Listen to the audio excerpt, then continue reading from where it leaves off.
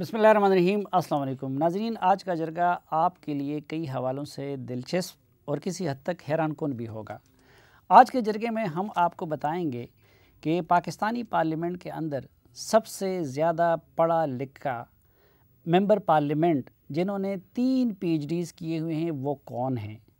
हम आपको ये बताएंगे कि इस पार्लियामेंट के कौन से ऐसे रुकन हैं जो इससे पहले अफ़गान जिहाद में भी हिस्सा ले चुके हैं, वहाँ लड़ चुके हैं, बोस्निया की जंग में भी हिस्सा ले चुके हैं और अब एक ऐसी जमात की नुमाइंदगी सेनेट में कर रहे हैं जो आपके लिए यकीनन हैरानकुन होगा। इसी तरह आज के जरगे में हम आपको सियाचिन के महाज पे ले जाएंगे और किसी फ़ौजी या फ़ौजी तर्जुमान की ज़ुबानी नहीं बल्कि सियाचिन के महाज का दौरा करने वाले एक मेंबर पार्लियामेंट की ज़ुबानी आपको बताएंगे कि सियाचिन के महाज पे क्या होता है, वहाँ हमारे फ़ौजी ऑफिसर और जवान किस तरह की ज़िंदगी गुजार रहे हैं, किन सऊबतों का सामना कर रहे हैं और किस तरह अपने जानों पे खेलते हुए पाकिस्तान का दिफा कर रहे हैं। लेकिन उससे पहले ज़िक्र होगा 18th अमेंडमेंट का और पाकिस्तानी पार्लियामेंट के किरदार का। वैसे तो सबको क्रेडिट जाता है सब सियासी जमातों का जिन्होंने 18th अमेंडमेंट का तोहफ़ा इस कौम को दिया, लेकिन वो कमेटी जिसकी सरबराही में ये 18th अमेंडमेंट मंजूर हुई उसकी क़यादत कर रहे थे साबिक़ चेयरमैन सेनेट और मौजूदा सेनेट के रुकन जनाब सेनेटर रज़ा रब्बानी साहब, और यकीनन कि इस मामले का सरखील उनको समझा जाता है। आजकल बाज़ हलकों की तरफ से 18th अमेंडमेंट की बाज़ शिकों को तनकीद का निशाना बनाया जाता है, इसलिए गुज़िश्ता दिनों हमने साबिक़ चेयरमैन सेनेट रज़ा रब्बानी साहब से 18th अमेंडमेंट और उससे मुताल्लिक़ा इश्यूज़ पर तफसीली इंटरव्यू किया। तो नाज़रीन आइए पहले रज़ा रब्बानी साहब के साथ वो गुफ्तगू मुलाहिज़ा करते हैं। हम तो आपका और उस पार्लियामेंट का बहुत बड़ा कारनामा समझते हैं 18th अमेंडमेंट को, लेकिन इस वक्त मुल्क में एक बहस चल पड़ी है बाज़ हलकों की तरफ से और वो ये कहते हैं कि जी 18th अमेंडमेंट में कुछ हवालों से आप लोगों ने बड़े मसाइल भी पैदा कर दिए हैं। आप नहीं समझते कि आप दूसरी एक्सट्रीम पे आप चले गए हैं, एक एक्सट्रीम से जो पहले सब कुछ मरकज़ के पास था अब आप सब कुछ सूबों के पास ले गए हैं। सफ़ी साहब, ये बहस मैं समझता हूँ कि आज से नहीं शुरू हुई। ये बहस 18वीं तरमीम के पास होने के फ़ौरन बाद शुरू थी और इम्प्लीमेंटेशन में ये बहस चलती रही, क्योंकि देखें दो माइंडसेट्स मौजूद हैं। एक सेंट्रिस्ट माइंडसेट है जो ये समझता है कि जब तक एक मज़बूत इस्लामाबाद नहीं होगा उस वक्त तक वफाक या पाकिस्तान मज़बूत नहीं हो सकता। दूसरा माइंडसेट ये है, वो ये समझता है कि जब तक सूबे मज़बूत नहीं होंगे, मज़बूत सूबे ज़मानत है मज़बूत वफाकी पाकिस्तान की। ये दो मुख्तलिफ़ माइंडसेट्स हैं, ये दो मुख्तलिफ़ बहसें हैं जो चलती आ रही हैं। बहुत सारे लोग ये कहते हैं कि आपने बहुत कम दिया और बहुत देर में दिया। बहुत सारे लोग जो आपने बात कही कि आपने बहुत कुछ दे दिया और बहुत जल्दी दे दिया। मैं ये समझता हूँ कि अगर आप मौजूदा हालात को देखें और ख़ास तौर पे 2009 और 2010 के हालात को आप देखें तो जो दिया सो दिया वो एक अलग बहस है, लेकिन उसका जो पॉलिटिकल फॉल आउट हुआ वो ये हुआ कि वो बलोच दोस्त या नेशनलिस्ट्स जिन्होंने अपनी जानें और अपने पॉलिटिकल करियर्स दाव पे लगा के पार्लियामान के अंदर बैठ के एक पॉलिटिकल तरीके से अपने हुकूक लिए, अगर आप 18वीं तरमीम ना करते तो उनका ये आर्गुमेंट ख़त्म हो जाता कि वफाक के अंदर रहते हुए, पार्लियामान के अंदर रहते हुए आप अपने हुकूक ले सकते हैं। और वो दोस्त जो पहाड़ों पे हैं उनका आर्गुमेंट मज़ीद मज़बूत होता कि देखिए हम तो आपको कहते थे कि जब तक आप मुसल्लह जद्दोजहद नहीं करेंगे آپ اپنے حقوق حاصل نہیں کر سکتے۔ 18ویں ترمیم نے اس بحث کے اوپر ایک بہت بڑے حد تک ناکہ لگا دیا۔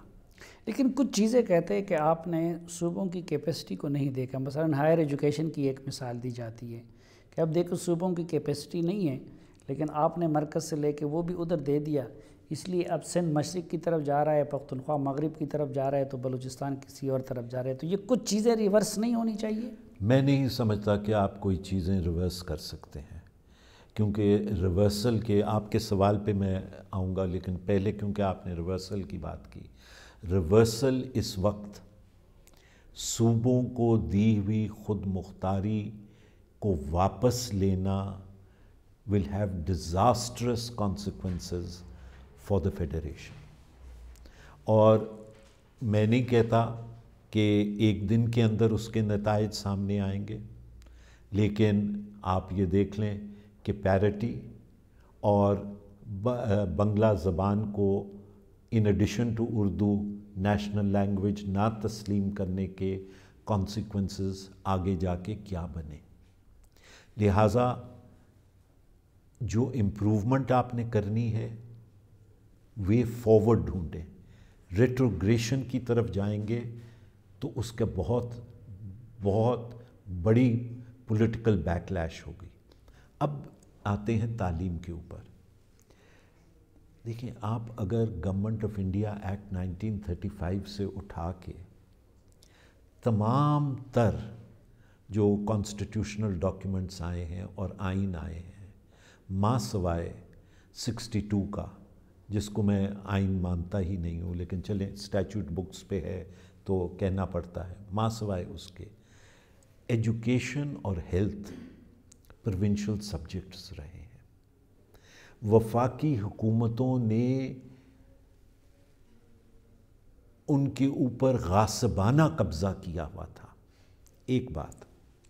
دوسری بات یہ ہے کہ کیپیسٹی، آپ مجھے یہ بتا دیں، یا جو یہ آرگیومنٹ ایڈوانس کرتے ہیں کہ چلیں 47 سے لے کے 2010 تک تو ایجوکیشن فیڈرل گورنمنٹ کے پاس تھا نا، صحیح تھا غلط تھا وہ ایک الگ بحث ہے، فیڈرل گورنمنٹ کے پاس تھا۔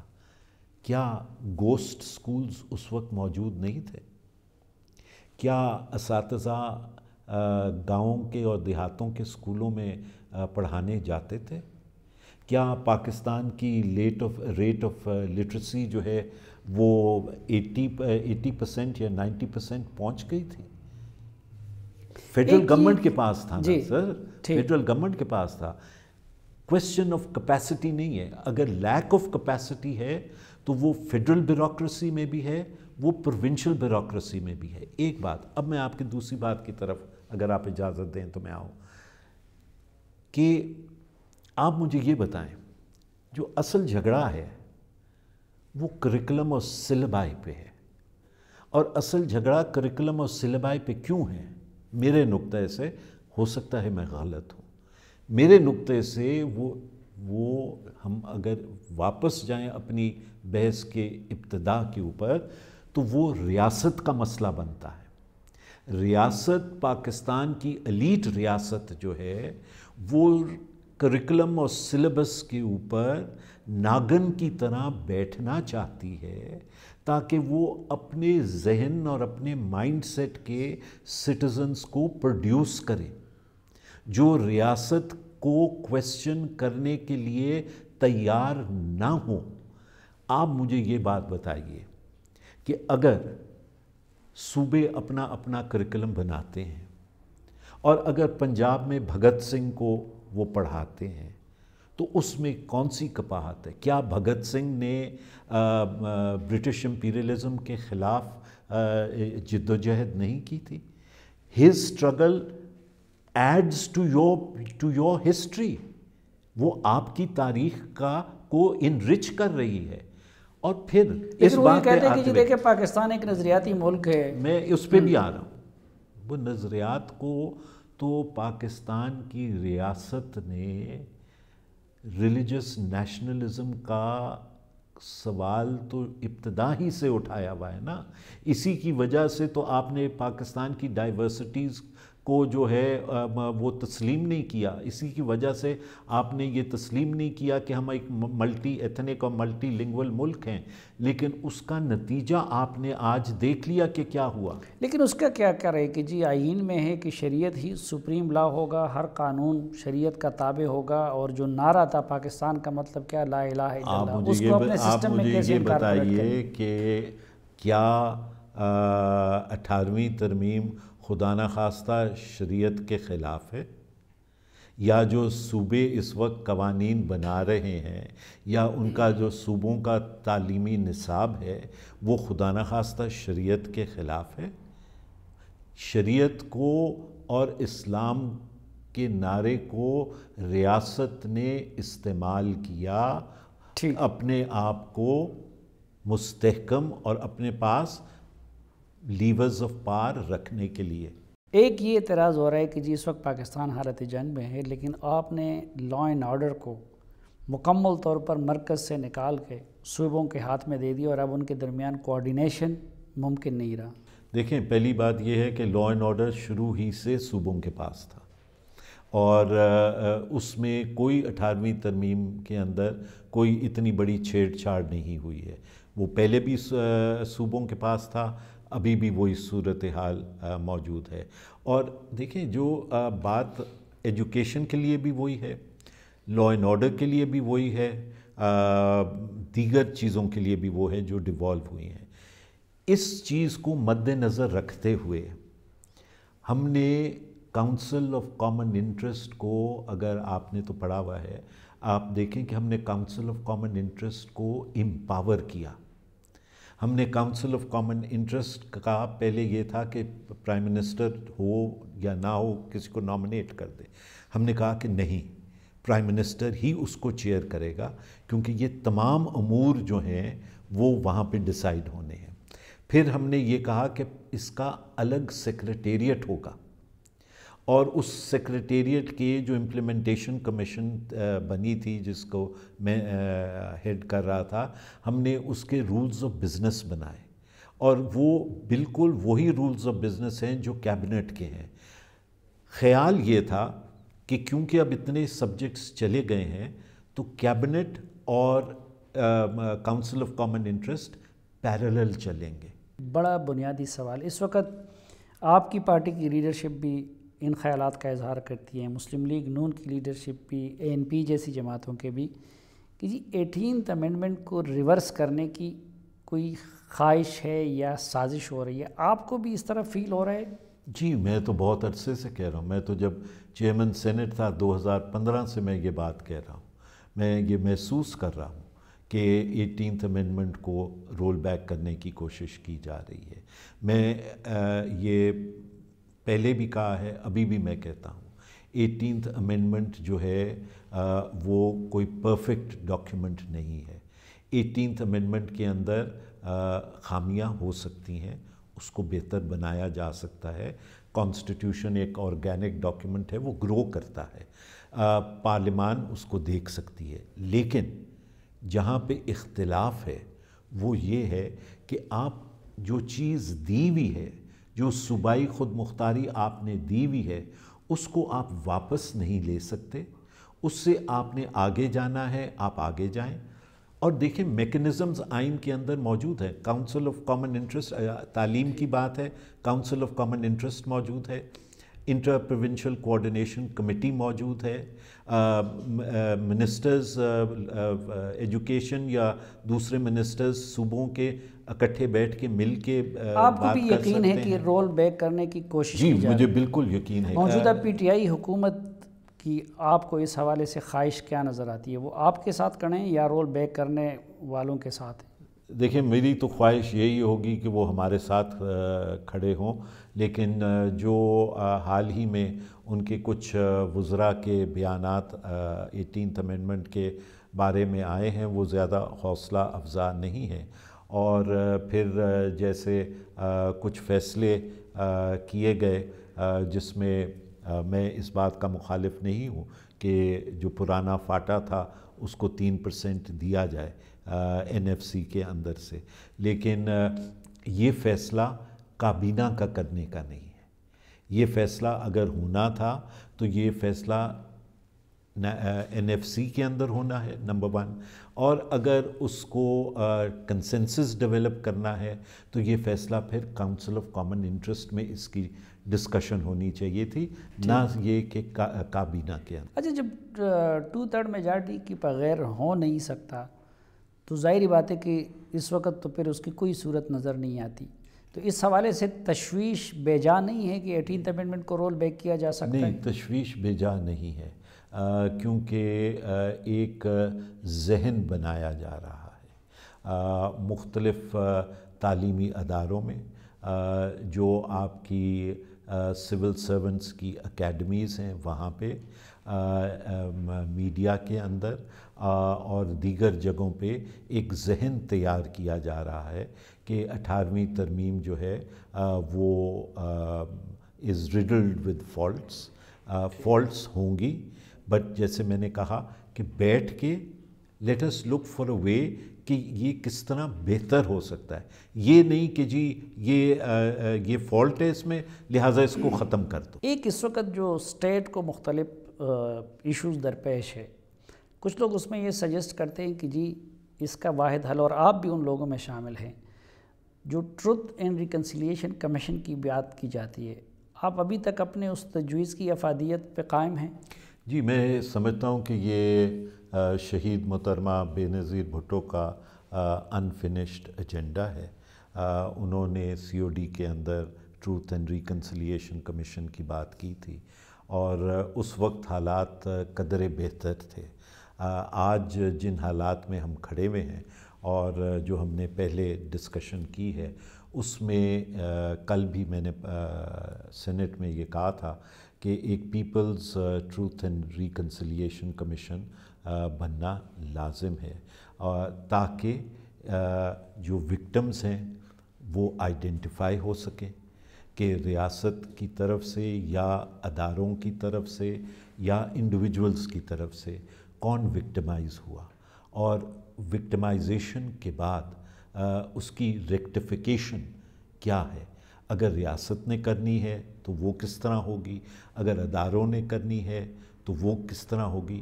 اس سے ہرگز یہ مطلب نہیں ہے کہ کسی کے پیچھے ایک وچ ہنٹ شروع کر دی جائے، لیکن اگر مرہم رکھنا ہے اور اگر گریونسز سن کے وینٹیلیشن دینی ہے تو اس کے لیے پھر یہ لازم ہے۔ لیکن کمیشن کا لفظ تو ہم سنتے آ رہے ہیں، لیکن اس کمیشن کی کمپوزیشن کیا ہو، اس کا مینڈیٹ کیا ہو؟ دیکھیں، اس کمیشن کی اگر یہ بحث طول پکڑے تو اس کے بہت مختلف models through out the world موجود ہیں۔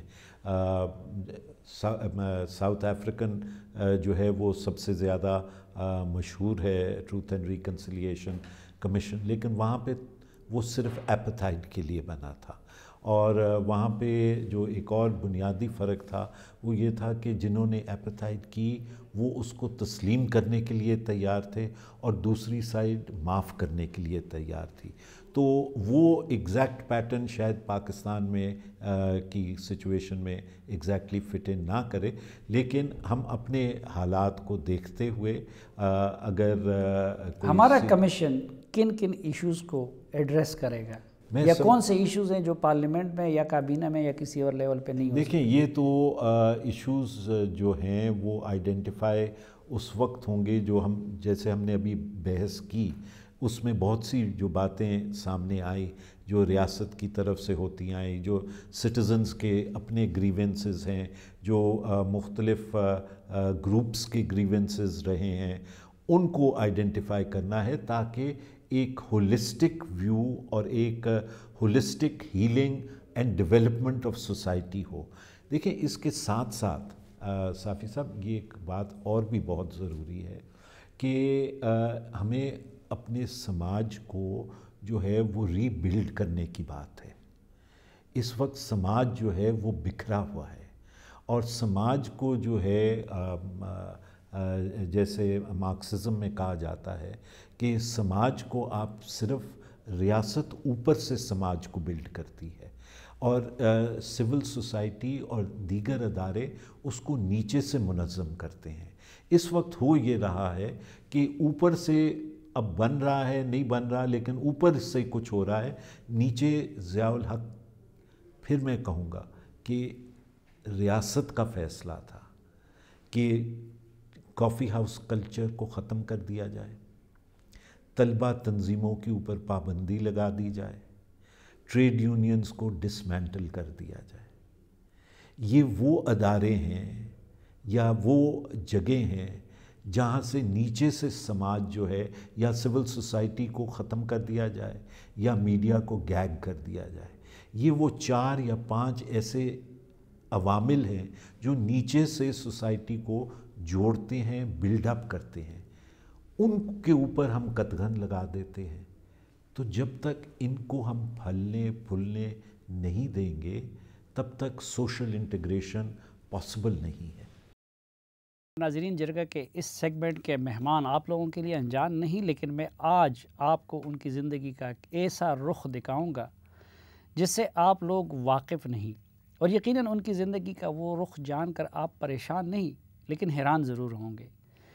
آپ لوگوں نے ان کو جنرل پرویز مشرف کے دستراز کی حیثیت میں دیکھا ہے، لیکن آج میں آپ کو دکھاؤں گا کہ کس طرح وہ بوسنیا کی جنگ کے واحد پاکستانی غازی رہے۔ آپ ان کو اس وقت ایک سیاستدان کے طور پر جانتے ہیں، لیکن میں آپ کو بتاؤں گا کہ وہ پاکستان کے سب سے زیادہ پڑھے لکھے سیاستدان ہیں جنہوں نے 3 PhD کے ڈگری لیے ہوئے ہیں۔ ان کا سیاسی کیریئر اسلامی جمع طلبہ اور پاسبان سے شروع ہوا اور جنرل پرویز مشرف کے آل پاکستان مسلم لیگ سے ہوتا ہوا MQM تک آ گیا۔ انہوں نے زندگی افغانستان کے پہاڑوں میں جنگوں سے شروع کی تھی اور اب گزشتہ ماہ ایسے پاکستانی سیاستدان کا اعزاز حاصل کیا جو عام سپاہیوں کے ساتھ سیاچن کی محاذ پر گئے۔ ناظرین، میرے آج کے جرگہ کے مہمان خیبر پختونخوا کے ضلع صوابی میں پیدا ہوئے۔ 1988 میں پشاور میڈیکل کالج سے گریجویشن کی، پھر اعلیٰ تعلیم کے لیے انگلینڈ چلے گئے، وہاں سے LLB اور بار ایٹ لاء کی ڈگری لی، پہلے ہیومن رائٹس میں LLM اور پھر انٹرنیشنل لاء میں LLM کیا۔ واپس آ کر پشاور یونیورسٹی سے پہلے MA پولیٹیکل سائنس اور پھر فلاسفی میں MA کیا۔ فرانس سے ہیومن رائٹس میں پوسٹ گریجویٹ ڈپلومہ لیا۔ انٹرنیشنل اسلامک یونیورسٹی اسلام آباد سے انفارمیشن ٹیکنالوجی میں ڈپلومہ لیا۔ اسی طرح پہلے انگلینڈ سے قانون میں PhD کی ڈگری لی، پھر قائد اعظم یونیورسٹی سے اینتھروپولوجی میں PhD کی ڈگری لی اور ریسرچ کے لیے موضوع خودکش حملوں کو بنایا۔ اس کے بعد جرمنی سے فلالوجی میں PhD کی ڈگری حاصل کی اور 4 کتابوں کے مصنف بھی ہیں۔ ان کی سیاسی زندگی اسلامی جمع طلبہ سے شروع ہوئی، 1980 سے 88 تک اسلامی جمع طلبہ سے وابستہ رہے۔ اس دوران افغان جہاد میں حصہ لیا، کنڑ، جلال آباد، خوست اور ستو کنڈو زدران کے محاذوں پر افغان مجاہدین کے ہمراہ روسی افواج کے ساتھ لڑتے رہے۔ 1989 میں مشہور زمانہ جلال آباد حملہ میں حصہ لیا۔ اس سے قبل لنڈے خیبر اور مارو میدان کی لڑائیوں میں بھی شریک رہے، اور اس وقت جو لنگڑاتی ہوئی ٹانگ کے ساتھ نظر آتے ہیں تو اس کی وجہ یہ ہے کہ ایک مرتبہ افغانستان میں شدید زخمی ہوئے۔ وہ ان چند محدود پاکستانیوں میں شامل ہیں جنہوں نے شوق شہادت میں بوسنیا کی آزادی کی جنگ میں بھی حصہ لیا۔ 1994 میں قاضی حسین احمد صاحب اور محمد علی دورانی صاحب نے پاسبان تنظیم قائم کی تو وہ اس کے خیبر پختونخوا چیپٹر کے صدر بنے، پھر اس تنظیم کے وائس چیئرمین بنے۔ سابق صدر فاروق لغاری صاحب نے ملت پارٹی قائم کی تو وہ اس کے خیبر پختونخوا چیپٹر کے صدر منتخب ہوئے۔ جنرل پرویز مشرف کے اقتدار پر قبضے کے بعد وہ کسی حد تک سیاست سے کنارہ کش رہے اور وکالت کو توجہ دی۔ قومی احتساب بیورو کے ایڈیشنل پروزیکیوٹر جنرل بنے۔ تباہ کن زلزلے کے بعد جنرل پرویز مشرف کی حکومت نے نیشنل والنٹیئر موومنٹ قائم کی تو وہ اس کے ڈپٹی چیئرمین بنے، پھر ان کی حکومت میں یوتھ افیئرز کے ایڈوائزر بنے۔ 2007 کی نگران حکومت میں ٹورزم اور یوتھ افیئرز کے وفاقی وزیر بنے۔ 2008 میں جنرل پرویز مشرف نے پاسدار پاکستان تنظیم قائم کی تو وہ اس کے سربراہ بنائے گئے۔ بعد ازاں جنرل پرویز مشرف نے آل پاکستان مسلم لیگ قائم کی تو وہ اس کے بانی جنرل سیکرٹری بنے۔ نومبر 2013 میں انہوں نے پراسرار طور پر MQM میں شمولیت اختیار کر کے ہم جیسے دوستوں کو ورطۂ حیرت میں ڈال دیا۔ اس کی رابطہ کمیٹی کے ممبر بنے اور 2015 میں اس کی ٹکٹ پر سینٹ کے رکن منتخب ہوئے۔ اس وقت وہ سینٹ میں MQM پاکستان کے پارلیمانی لیڈر ہیں، لیکن اس مقام تک پہنچ کر بھی ان کی ایڈونچرزم کے شوق کی تکمیل نہیں ہوئی۔ کچھ عرصہ قبل انہوں نے chief of army staff general Qamar Javed Bajwa کو خط لکھ کر درخواست کی کہ وہ سیاچن کے محاذ پر جا کر اپنی افواج کے ساتھ وقت گزارنا چاہتے ہیں۔ انہوں نے یہ بھی درخواست کی کہ وہ VIP کی حیثیت میں نہیں بلکہ اس رستے سے جانا چاہتے ہیں جس سے عام سپاہی جاتے ہیں، اور وہاں فرنٹ لائن پر رہنا چاہتے ہیں۔ چنانچہ آرمی قیادت کی طرف سے ان کے لیے گزشتہ ماہ اس سفر کا انتظام کروایا گیا۔ آج کے جرگہ میں ہم ان سے سفر سیاچن کی تفصیلات بھی جانیں گے۔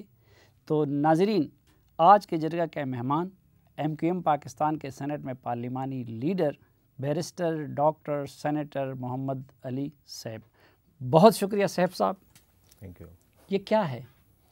اسلامی جمعیت طلبہ، افغانستان، پاسبان، ملت پارٹی، پرویز مشرف، وہاں سے MQM، یہ سفر تو اپنی جگہ پہ حیران کن ہے، لیکن یہ سیاچن جانے کا خیال کیسے آپ کو آیا؟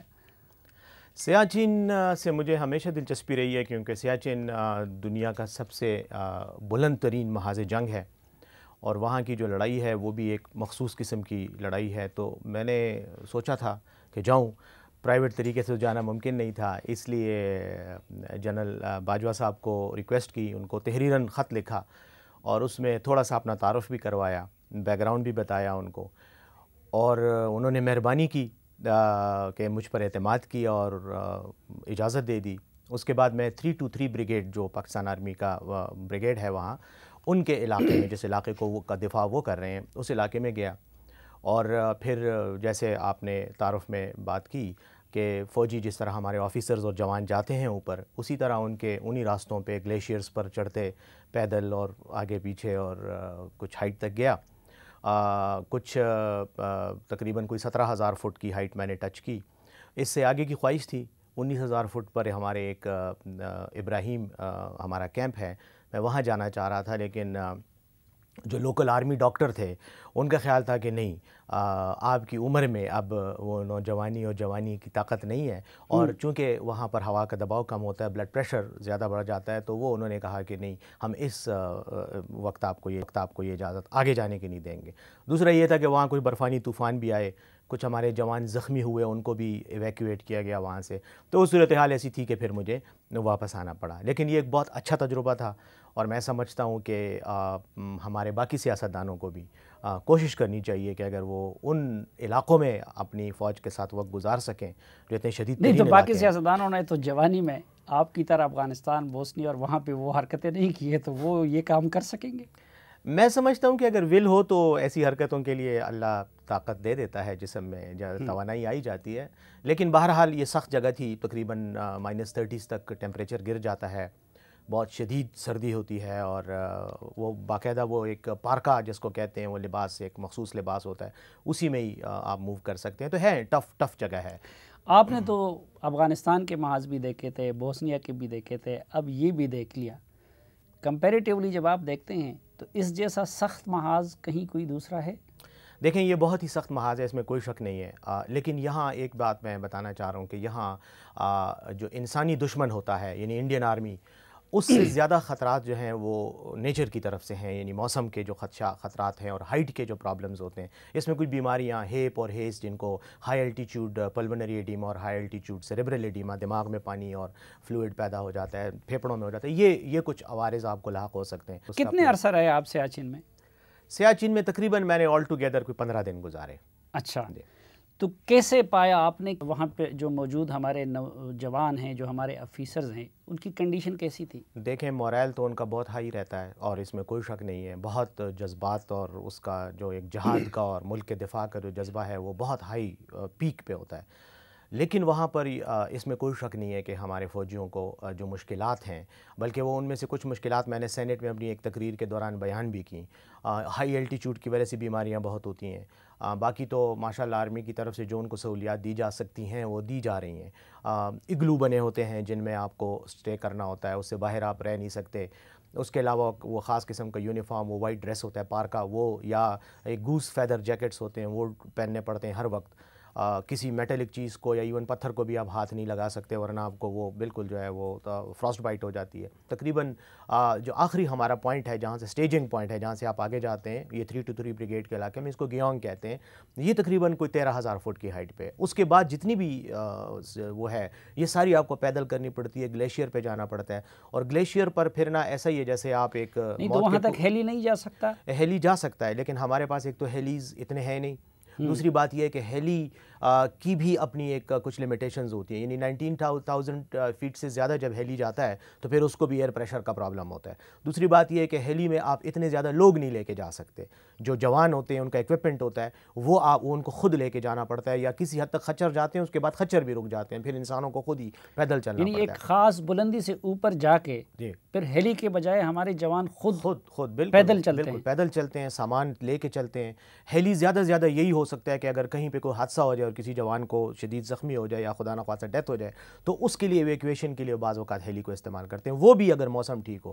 میں آپ کو ایک بات بتاؤں, ایک واقعہ میں آپ کو بتانا چاہ رہا ہوں جو کہ میں چاہتا ہوں کہ ریکارڈ پہ آئے, کہ گیاری میں جب آپ جائیں جہاں پہ وہ ایولانچ آیا تھا جس میں کئی جوان شہید ہوئے تھے, 140 سے زیادہ شہادتیں ہوئی تھیں, وہاں پر ایک جوان کا نام لکھا ہوا ہے جو شہید تھے ہمارے.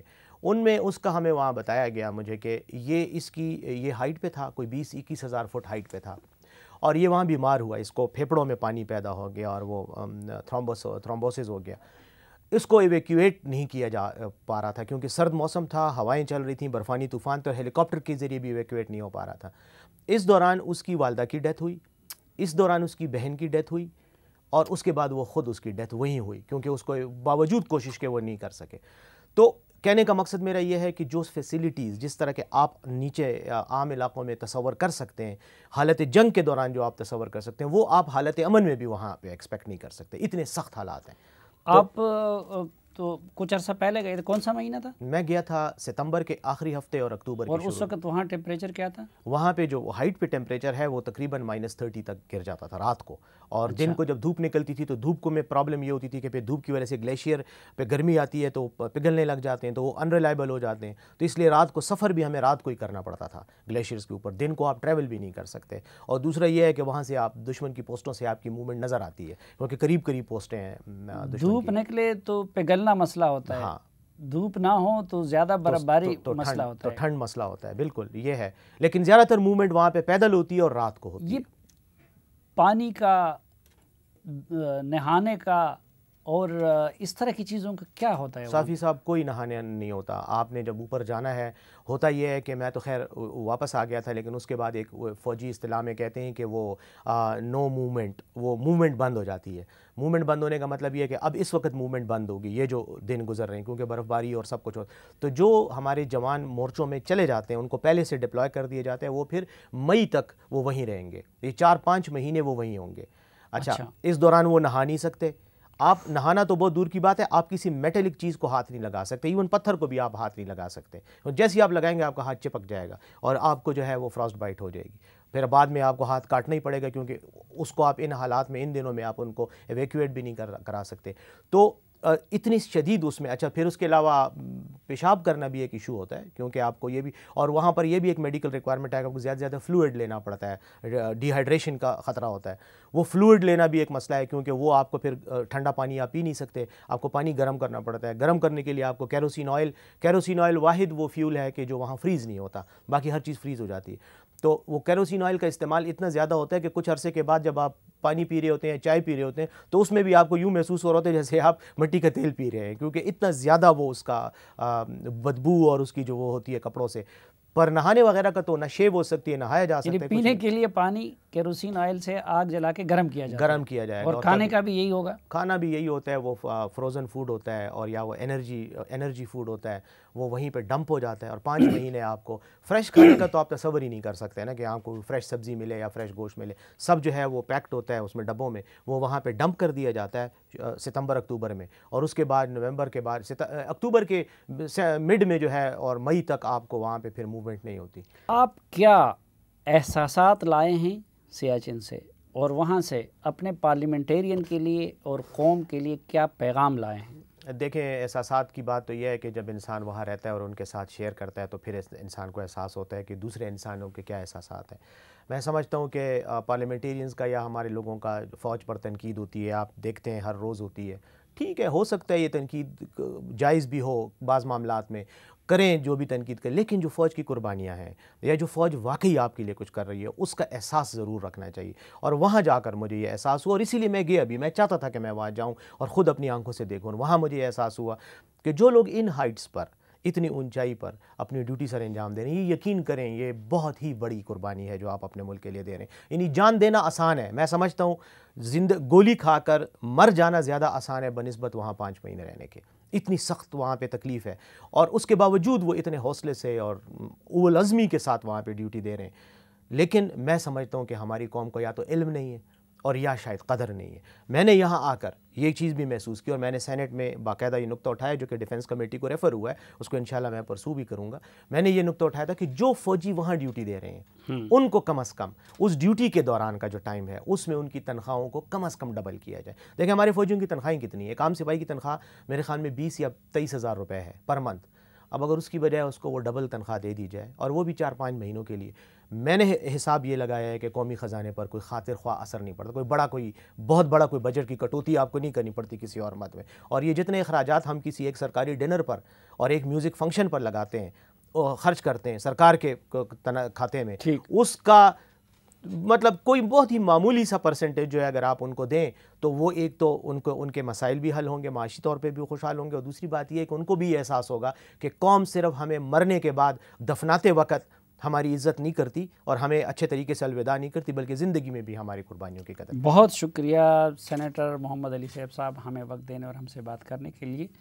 کے ساتھ ہی آج کے جرگے کا وقت ختم ہوا چاہتا ہے. اس توقع کے ساتھ کہ پروگرام سے متعلق اپنے فیڈ بیک سے آپ ہمیں آگاہ کرتے رہیں گے, اور اس امید کے ساتھ کہ اپنی دعاؤں میں ہمیں یاد رکھیں گے, آج کے جرگے سے اجازت چاہتا ہوں. اللہ حافظ.